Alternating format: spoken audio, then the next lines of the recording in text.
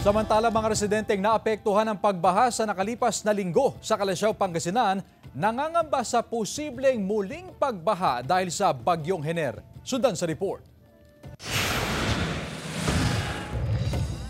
Hindi pa man tuluyang humuhupa ang baha sa barangay Talibao, Calasiao, Pangasinan dahil sa epekto ng habagat at nagdaang bagyong Enteng. Nangangamba ulit ang mga residente dahil sa banta ng bagyong Hener. Kaya hindi muna ibinababa ang kanilang mga gamit mula sa ikalawang palapag ng kanilang bahay. Nangangamba ho kami na baka na naman tumaas. Adi aakyat na naman kami sa taas. Nangangamba kami. Oo, kasi Baka bigla namang bumaha. nakamonitor ang MDRRMO sa sitwasyon. Kung malakas ang buhos ng ulan, tataas din daw ang antas ng Marusay River. Yan po ang isa sa minomonitor at binabantayan po natin, ma'am.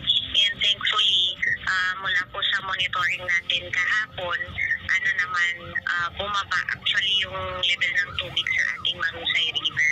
As of 9 a.m. kanina, September 17, nasa 4.9 feet above normal level ang Marusay River. Kaya nakatutok ang MDRRMO sa 7 barangay na hanggang ngayon ay nakararanas pa rin ng baha. Kasama si Daryl Peralta, Jasmine Gabriel Galban, One North Central Luzon.